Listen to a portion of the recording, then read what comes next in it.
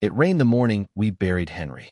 Not a soft drizzle like in the movies, but a cold, slicing downpour that soaked the hem of my black dress and made the grass at Hillcrest Cemetery smell like wet earth and disappointment.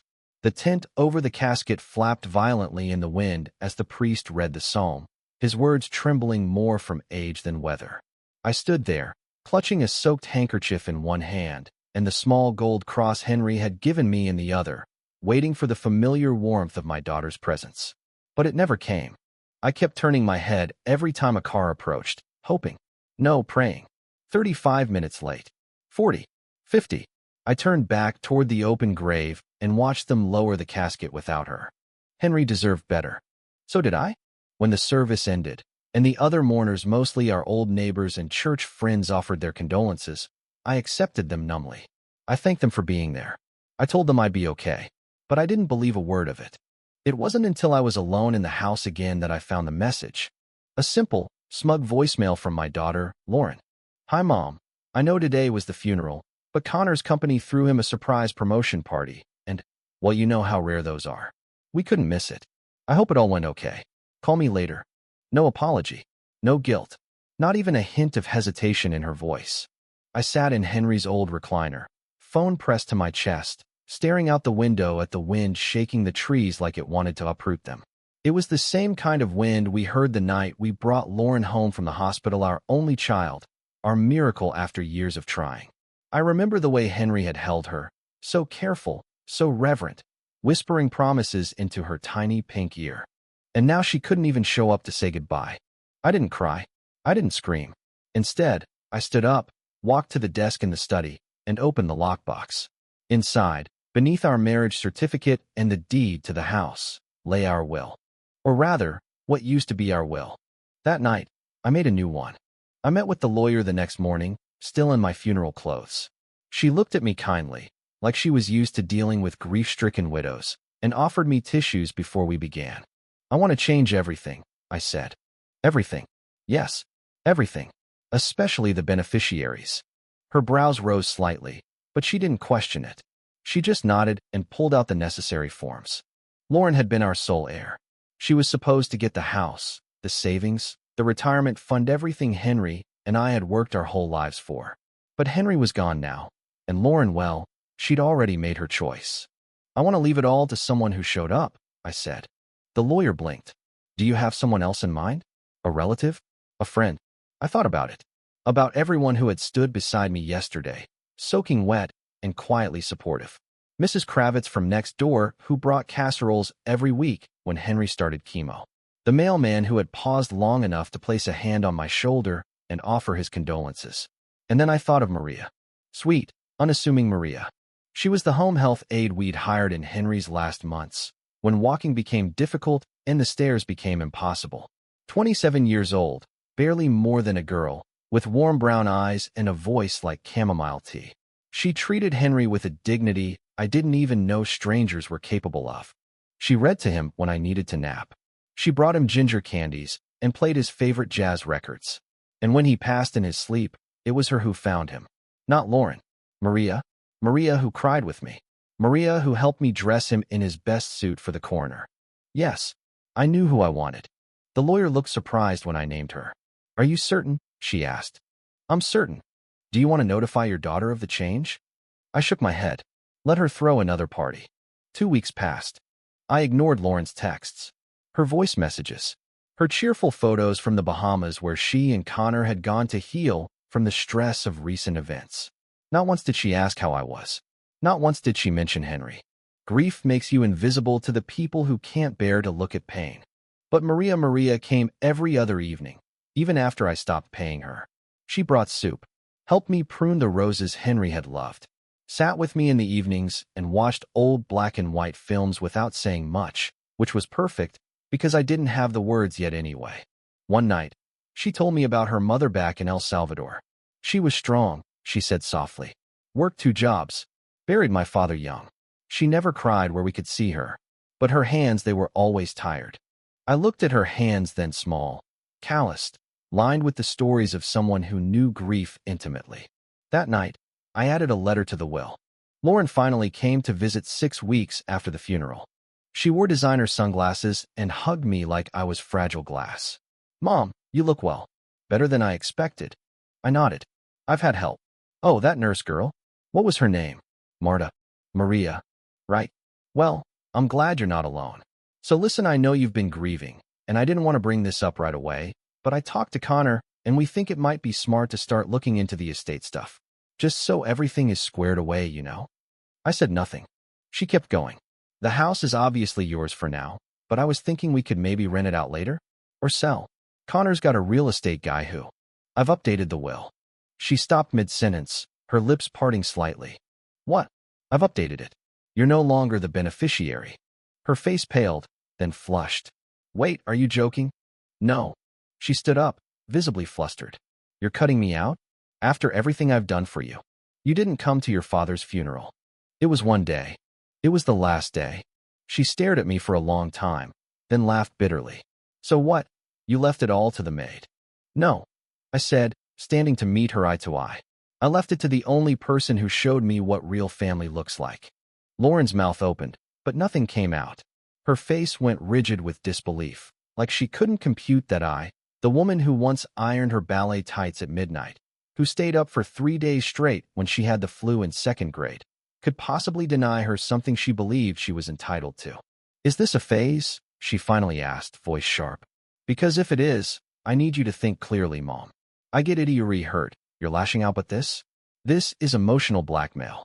I walked to the mantel and picked up the framed photo of Henry holding baby Lauren in the hospital, his hair still thick and his smile even thicker. This is consequence, I said, my voice barely a whisper. You made a choice. Now I have. Lauren looked at me with a cold calculation that didn't belong on a daughter's face. Connor's going to hear about this. I nodded. I'm sure he will. She stared at me for another long moment, then snatched her purse off the sofa and turned toward the door. Just before leaving, she said, You'll regret this, Mom. But as the door slammed shut behind her, all I felt was a strange, hollow relief. Maria came by later that night with lemon cookies and her shy, uncertain smile. I must have looked shaken, because she didn't ask what happened. She just set the cookies on the table and put on the kettle. I finally spoke while we sat at the kitchen table. She came. Maria looked up from her cup. Your daughter? I nodded. Told her about the will. Maria's face tightened. I'm sorry. I shook my head. Don't be. I'm not. And for the first time since the funeral, I meant it. The weeks rolled on, slow and quiet. The leaves turned amber, then gold, then brittle brown, and still Maria came. She never asked for anything. Not once. But one chilly October morning, while we were organizing the basement together, I caught her pausing to look at Henry's old woodworking tools. You like those? I asked. She smiled softly. My father was a carpenter. Before he died, he was teaching me how to make dovetail joints. Said hands can build hope if they know where to place the nail. I laughed quietly. He sounds like a poet. Maybe. Or maybe just tired. The next day, I boxed up the tools and gave them to her. She cried. And I, cold-hearted, while changing, May cried too. By Thanksgiving, I had begun to feel something like peace. The house, though still filled with Henry's scent and the ache of his absence, had grown quieter in the right ways. I could breathe. I could sleep. I could almost forgive Lauren. Almost. But then came the letter. It was delivered by courier the Tuesday after Thanksgiving, a thick manila envelope with her husband's company logo on the top left and a line at the bottom that made my stomach sink.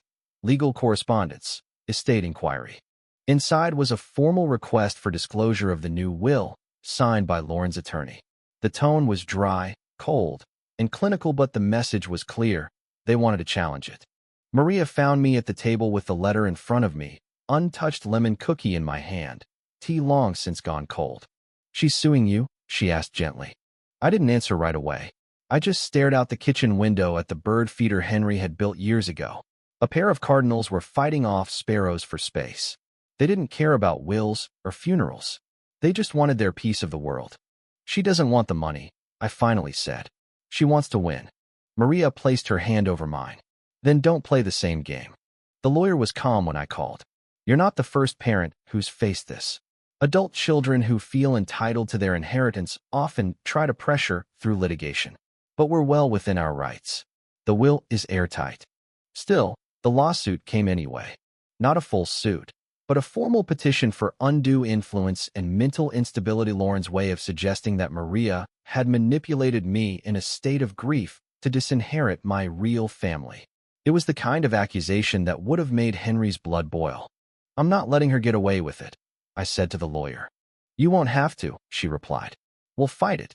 But even airtight wills can be twisted in the court of public opinion. Within days, I started getting phone calls. Distant relatives.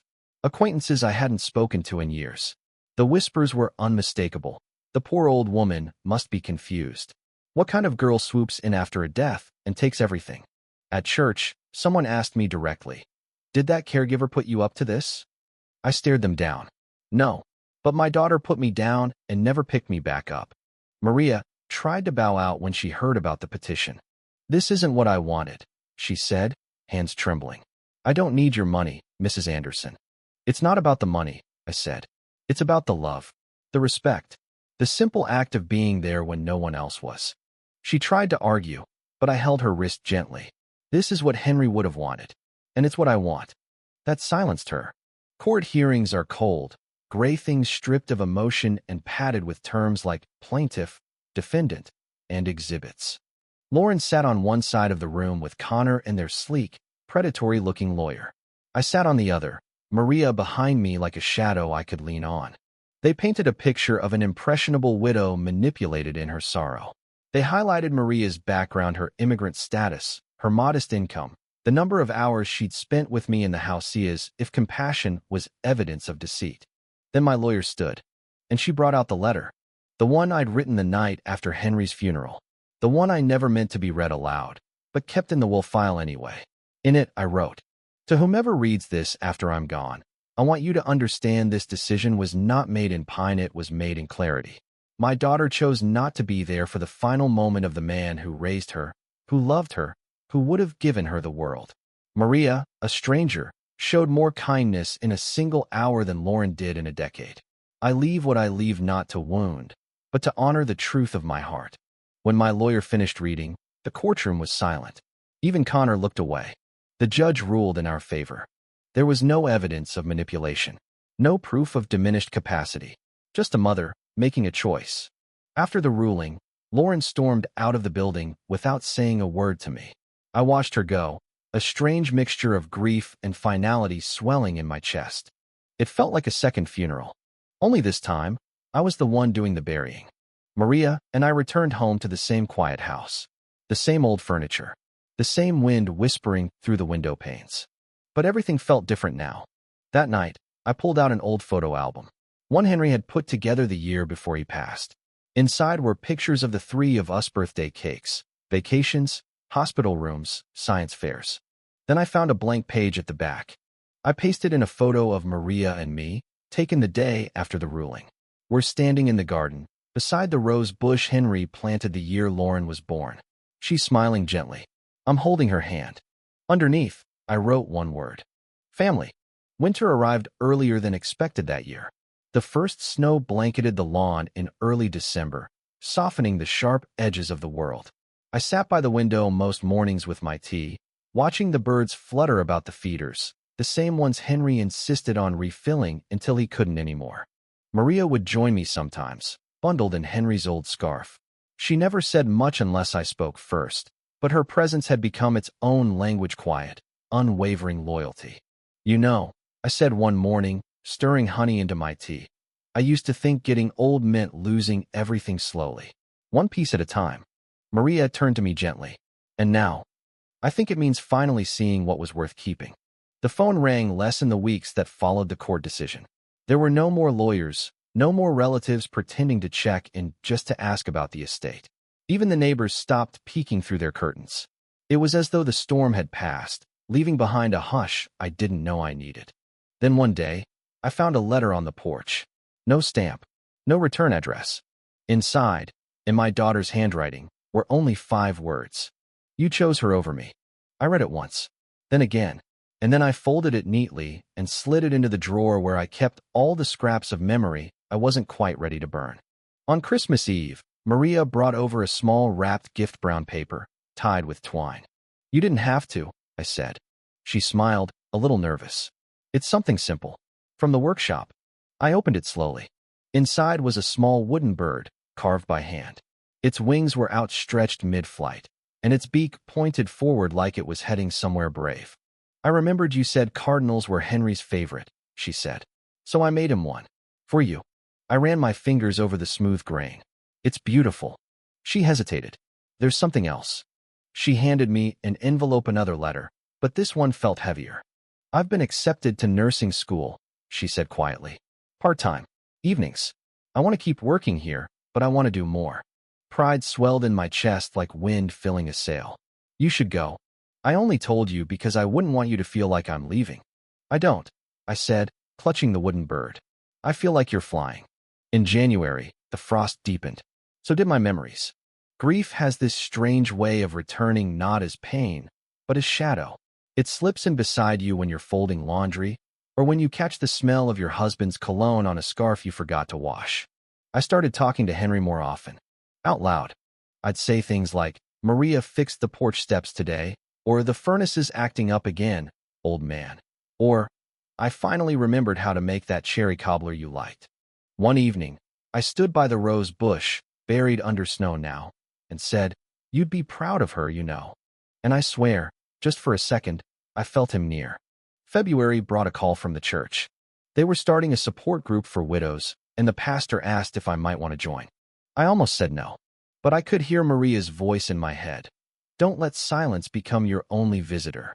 So I went, and I met others, women whose eyes held the same hollow ache, women who had buried more than husbands. Some had children they didn't speak to. Some had no children at all. We sat in a circle of folding chairs in the cold basement of St. Margaret's and told our stories one stitch at a time. I told mine last. When I mentioned Lauren, some of the women nodded in that silent, painful recognition without judgment. One of them, a gray-haired woman named Judith, said, letting go of a child who's still alive might be the hardest kind of mourning. I nodded, tears prickling. But sometimes, letting go is the only way to keep breathing. Spring arrived with cautious buds on the dogwood tree. Maria began spending her weekends studying, but still stopped by each evening for tea or a walk or just 10 minutes of silence. I began writing again, nothing grand. Just letters to Henry, the first never intended to send. I tucked them in a... One evening, Maria returned from class, glowing. I passed my anatomy midterm, she said, her voice bubbling. I hugged her without hesitation. I never doubted you. And it hit me then that my joy wasn't borrowed. It was real. This girl, this woman, had become family not by blood, but by presence. That weekend, I decided to finally go through the attic. It had been untouched since before Henry passed, full of boxes marked Christmas, or Lauren's old stuff, or simply H. In one box, I found a yellowed folder labeled Letters to L. Inside were notes Henry had written to Lauren over the years, birthday cards, advice letters, a few silly drawings. Some were never sent. I sat on the floor for hours, reading them. One letter, dated the summer Lauren turned 25, stopped me cold. Dear Lauren, if you're reading this, you've probably done something foolish or forgotten something important, hopefully not your mother's birthday. I hope one day you'll understand that being part of a family is more than showing up when it's convenient. It's about choosing to be present when it hurts, when it's awkward, when it costs you something. That's what love really means. I won't always be around to remind you, but I hope when I'm gone, you'll still remember what matters. I closed the folder and wept. Not for Henry, not even for Lauren, but for the ache between what was and what might have been. In April, Maria received her nursing assistant certification. We celebrated with apple pie and black coffee in the garden. She wore the gold earrings her mother left her before she passed, and I wore Henry's flannel just to feel a little closer to him. Do you ever regret it? She asked suddenly. Changing the will. No. Choosing to love again. In a different way. I thought for a moment. The birds were chirping wildly overhead, and the breeze smelled like rain. No, I said. Because love isn't a transaction. It's a choice. And I chose someone who didn't walk away when it mattered. Maria looked down, then back up, her voice soft. Then I choose you too. That night, I wrote a new letter. Not for Henry. Not for Lauren.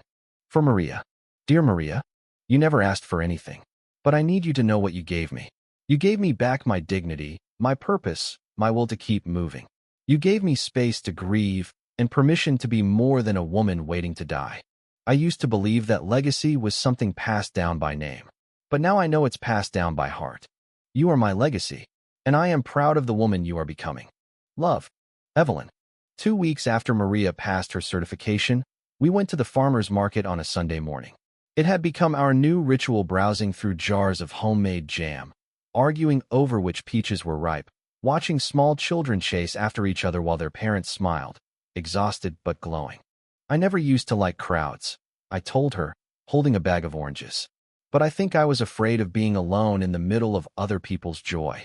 Maria smiled gently. Now I realize joy doesn't exclude grief. They live side by side.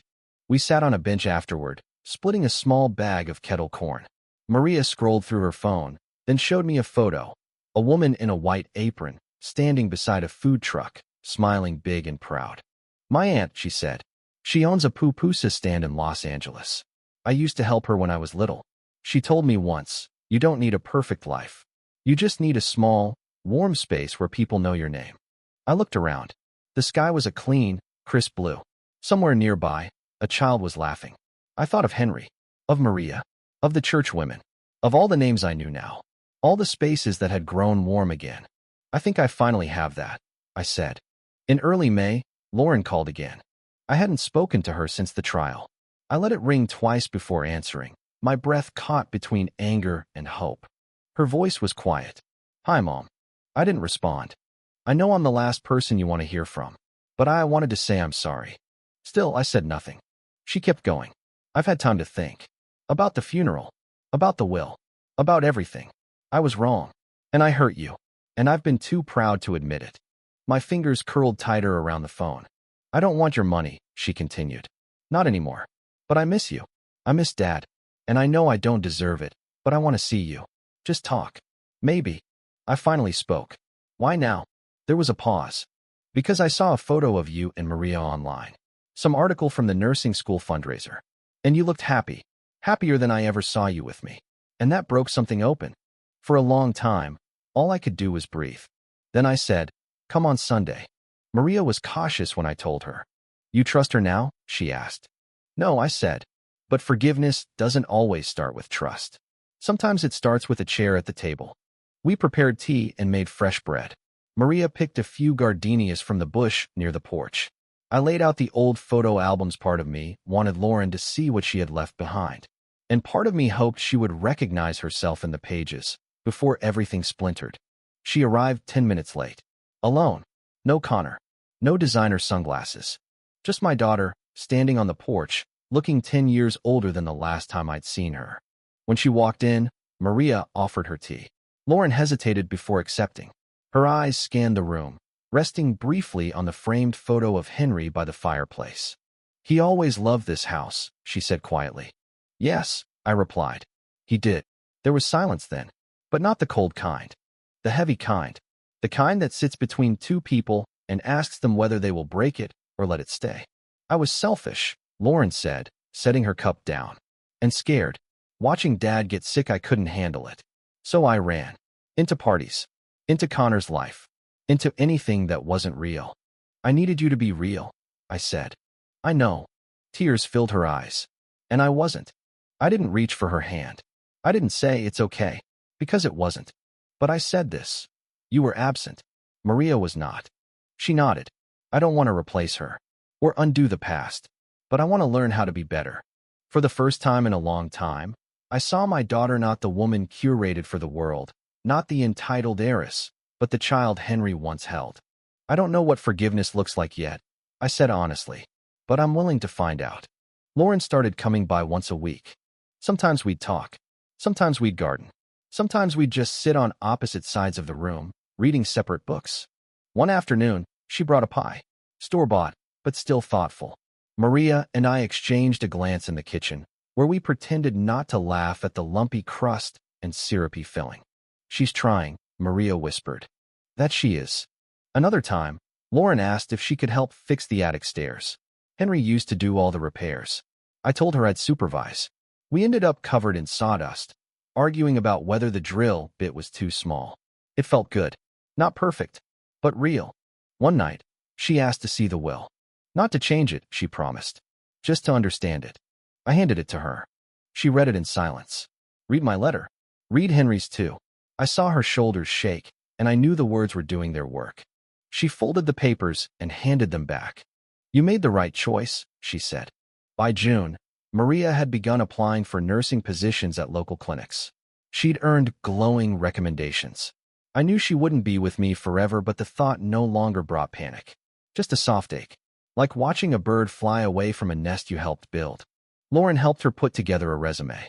I watched them laugh over typos one afternoon and thought, maybe grace is something we grow into. The last piece of the past to confront was Henry's truck. It had been sitting in the garage, covered with a tarp, gathering dust and silence.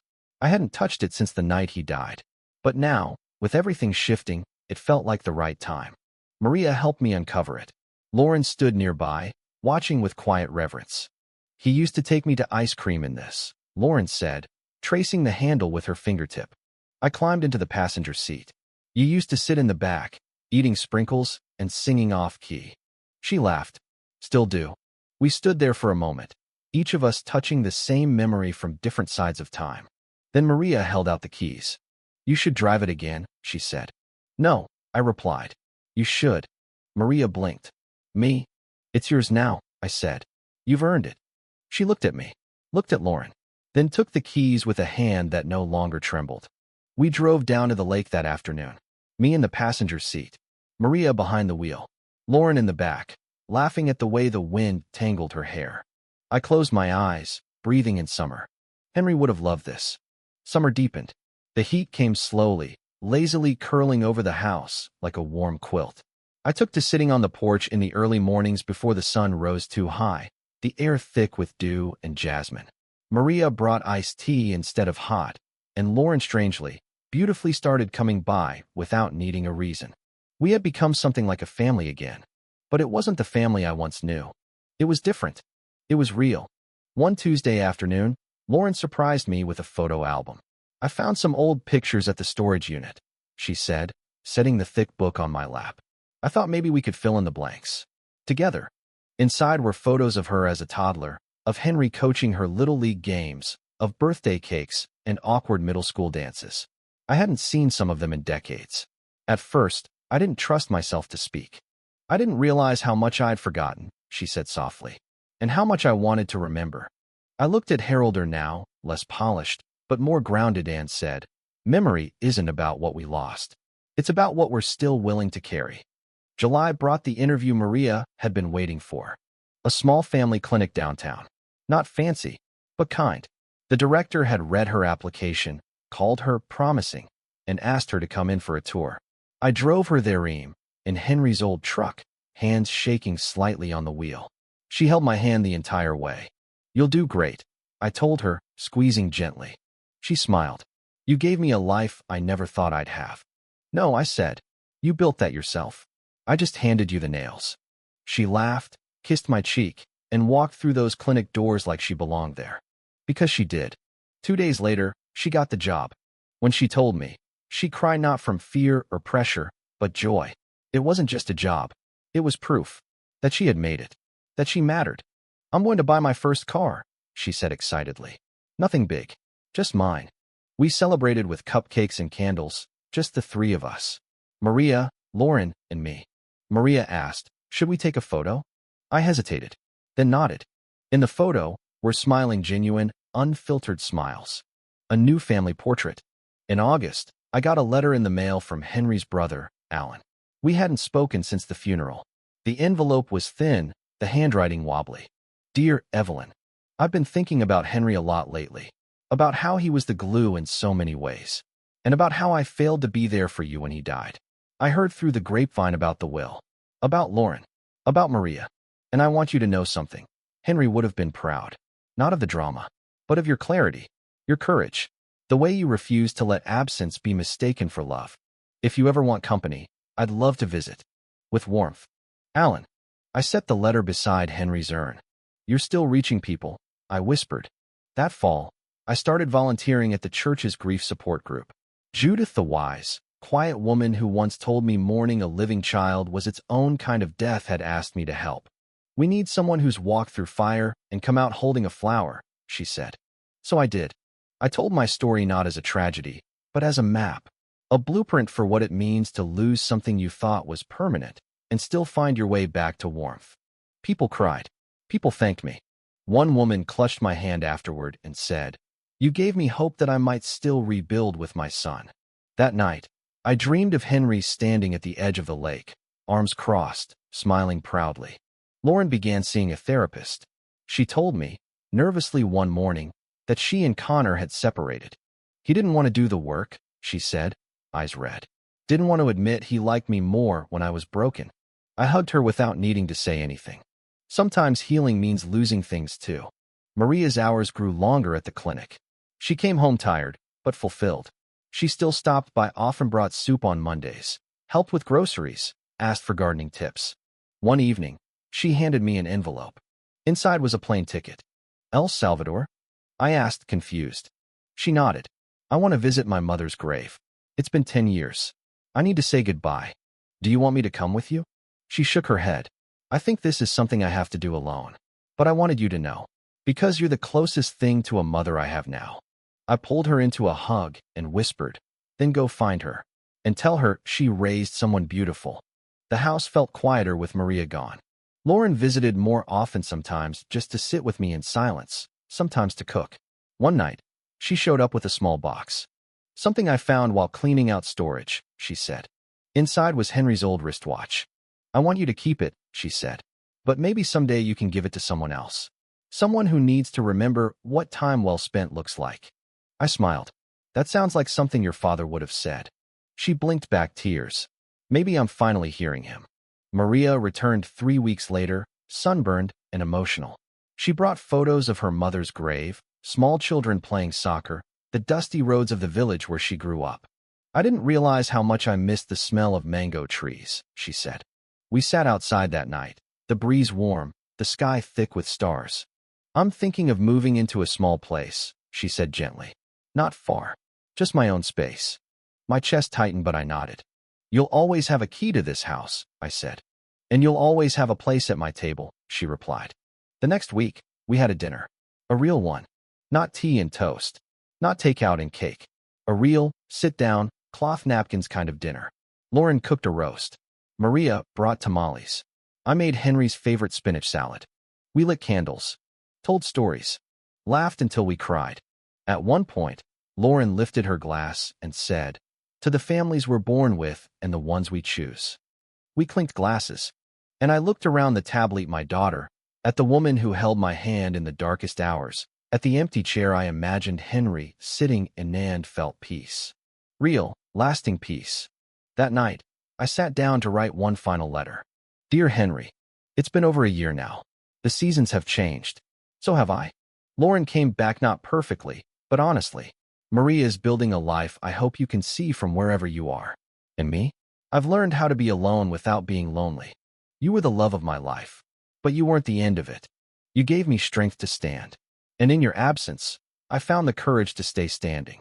I miss you every day, but now, when I think of you, I smile more than I cry.